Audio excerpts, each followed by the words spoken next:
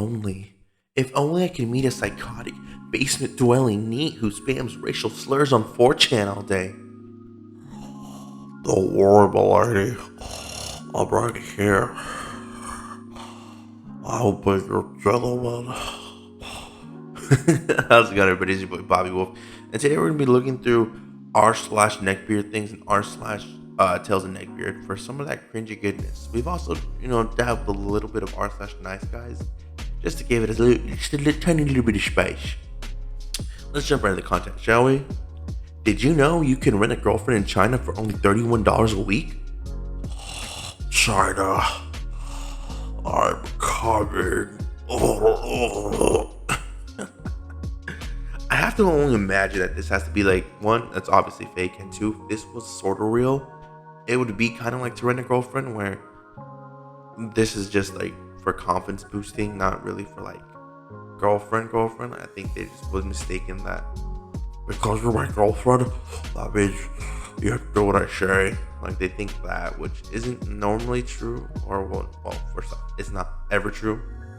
If you have a girlfriend, you don't just demand what you want. Oh, if only they know. Men's rights activists every year, when they remember there's a Christmas Eve, but no Christmas Adam. Like, I always find like men who are like men going their own way, or men activists, are like the equivalent of they're like the equivalent of all lives matter. Like, they're just protesting against somebody else's protest. Like, I don't know, I just find the men activists are just like guys who are like, I don't want to share power, because if I share power, that means they get power, and if they have power, that means I don't have power. Like, dude, no. I guess you don't know how sharing works. You are literally sharing the power. You guys are being equal. That means no one has the power. That means everyone's at the same start of the race. But it just seems like you want to use every nook and cranny you can to cheat your way to the top. I don't know. That's just the way I see it. Simps, when they donate $25 to a female Twitch streamer and she doesn't ask them to marry them? The nerve of some people. See, this one throws me for a loop, because I feel like if you donate money to your favorite streamer because you think you're going to get laid, that's ridiculous. Do you really enjoy the content then, or you just enjoy the person? I just think that you have these like gross, obsessive, like, Joker style like fantasies.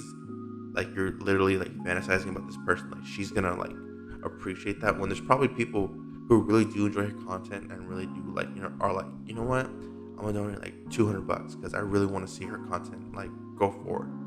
But you're out here like thinking $25 is gonna make her like realize that, oh my god, this gross guy just donated $25. I have to marry him. Like, dude, that's fucking delusional. It's, delusional grandeur at its highest. Oh. I see. Look, I can jive with a little bit of people who put some anime stuff on their car. Like, if you put like a Dragon Ball, you put like a Star Wars logo, the Mandalorian logo, or something like that.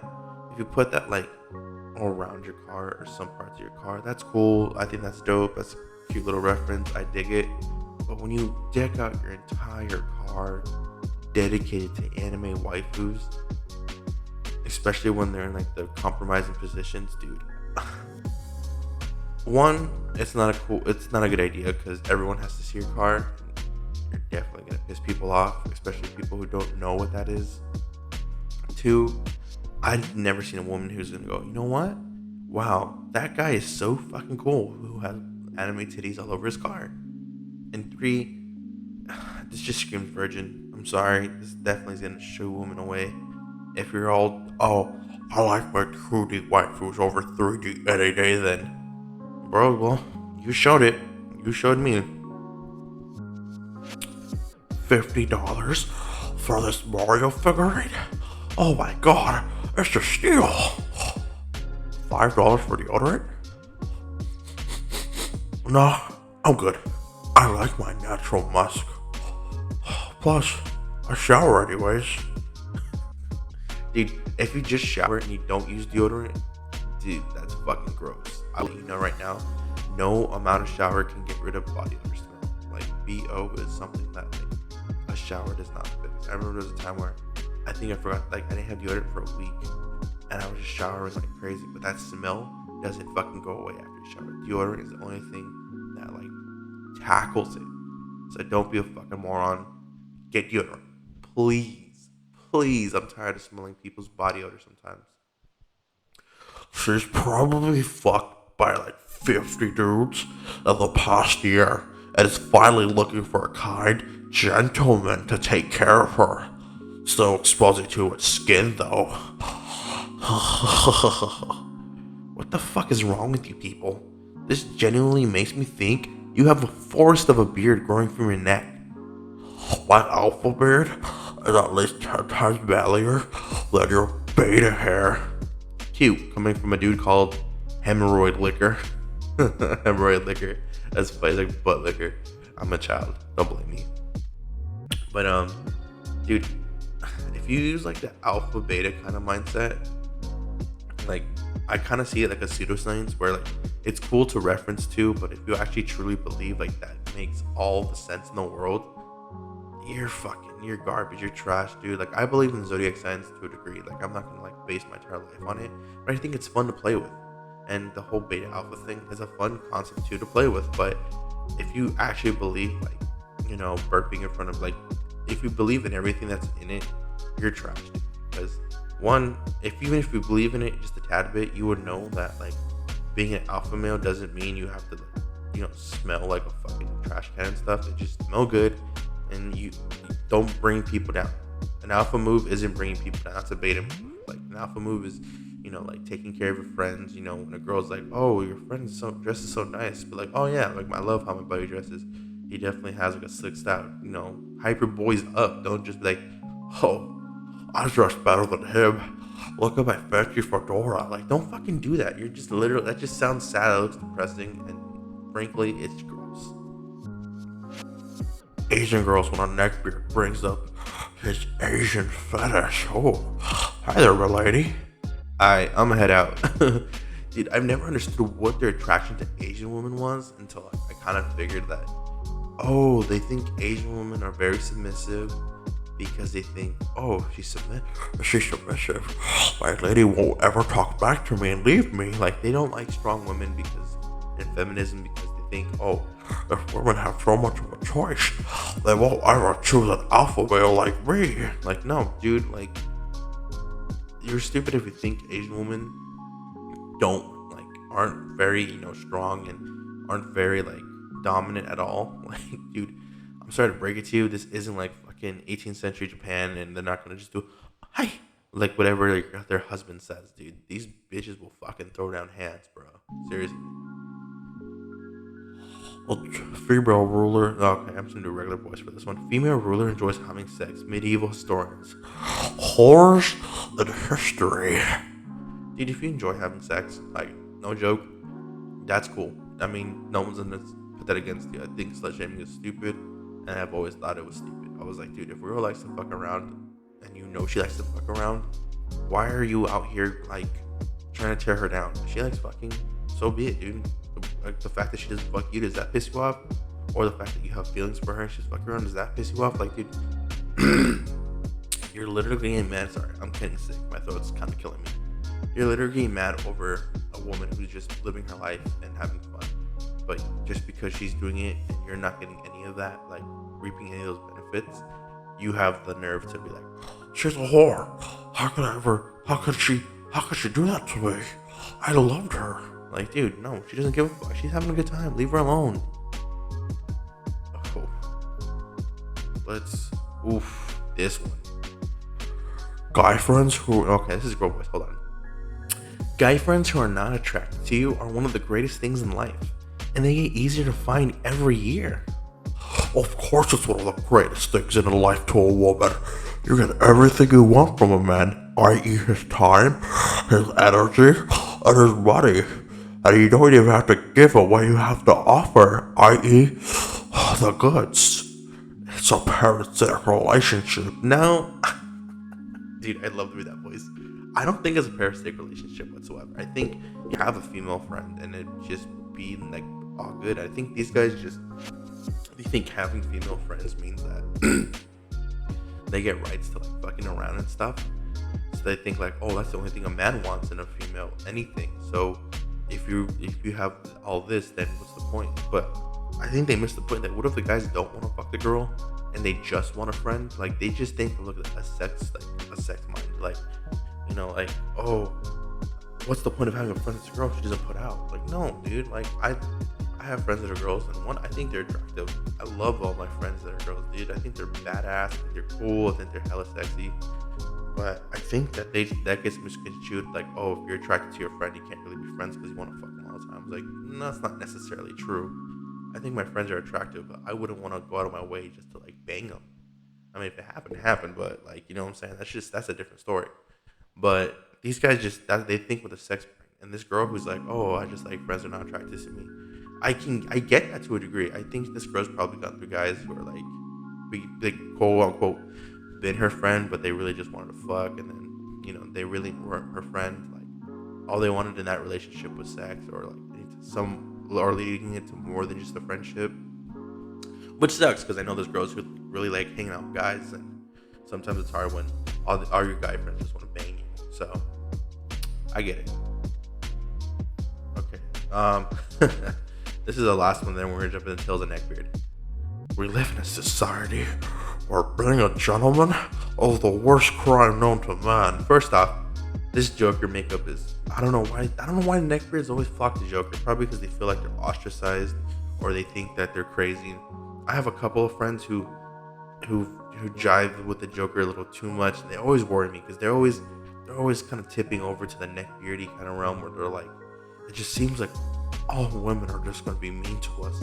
It just seems like we're never gonna find the one. And I'm just like, calm down there, buddy. You guys are better than that. Don't go too Neckbeardy, please. I don't want to have to put you up with the shotgun. I love my friends though. I know they're fact. Like they can never be Neckbeardy because to a degree they get bitches. And like I say, bitches is like a non-way of like being offending. But I know they get girls, and these guys don't get girls because they're just so boo-hoo-hoo. But my friends do boo-hoo-hoo a little too much, and as much as I love them, sometimes I just want to shake them like a baby. That's a horrible joke. I'm going to hell for that one. All right, guys, let's jump into Tail. Oh, wait. Oh, one more. Just one more before we jump into Tails Neckbeard. Girl standards. 6 feet, abs, muscles, big dick, blue eyes, dark hair, tan skin. Guy standards.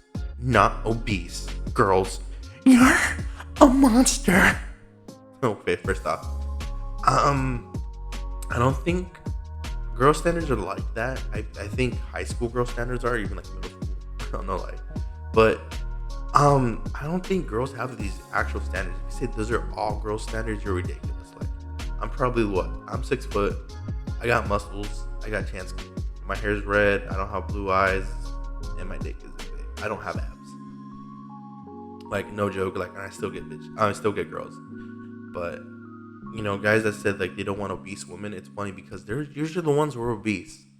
So it's kind of like pot pie in the kettle black. It's like, I get why these guys probably think, let's upvote this one on Reddit, but it's stupid. And girls that say you're a monster too, like look, the best way to say it is, if you're looking for a girl who wants all these preferences and you don't fit them, look for another girl.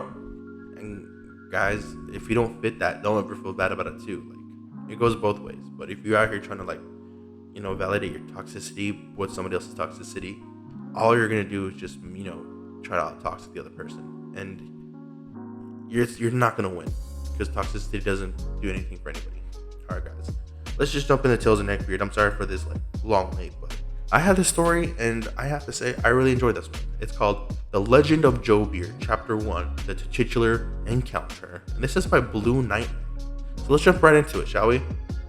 Hey everyone, so I'm currently in college for 3D animation, and I was looking back at how I got here until I realized that I was a total weirdo and a neckbeard throughout my life.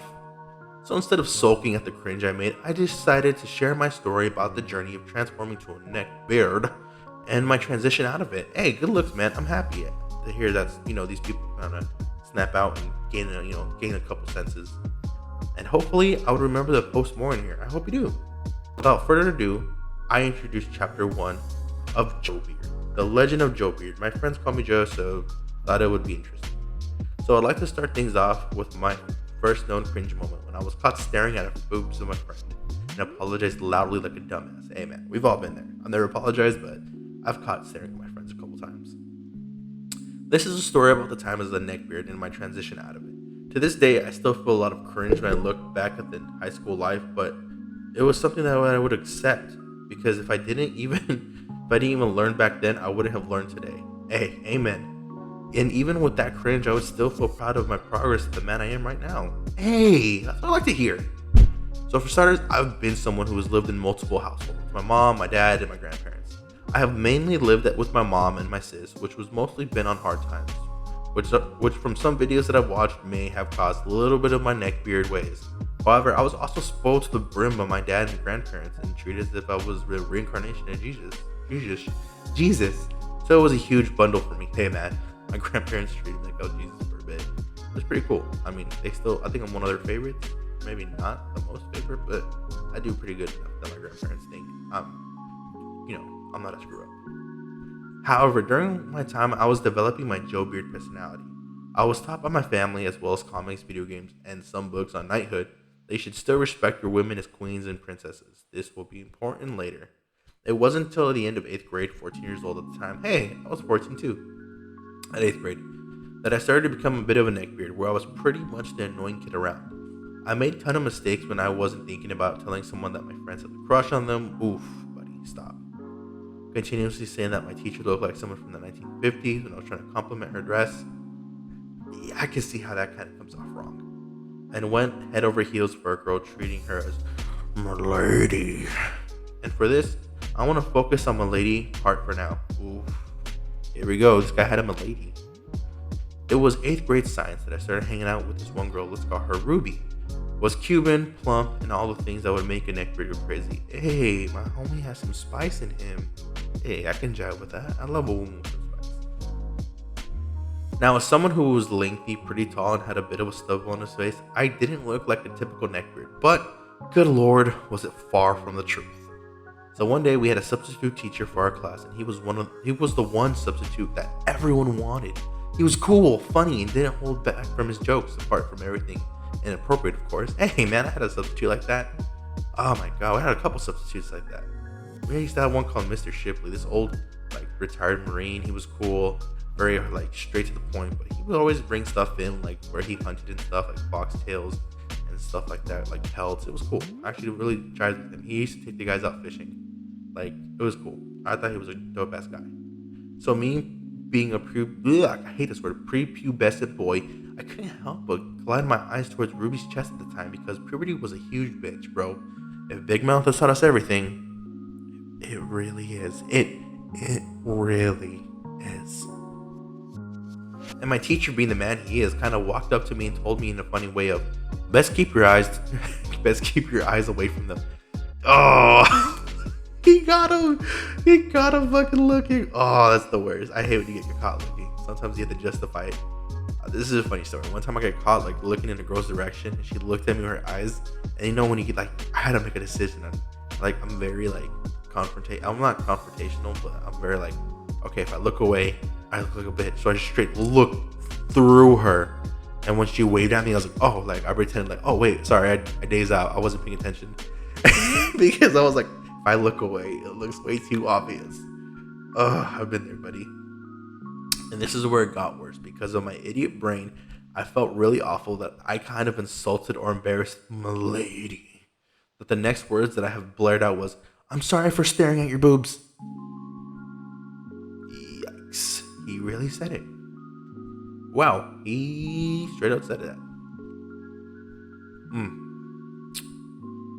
This guy's got more balls than me. Everyone just turned to me, wondering what I just said when Ruby was blushing even harder. Even the teacher was like, what the fuck, dude? And I was super embarrassed during the whole scenario that I threw out.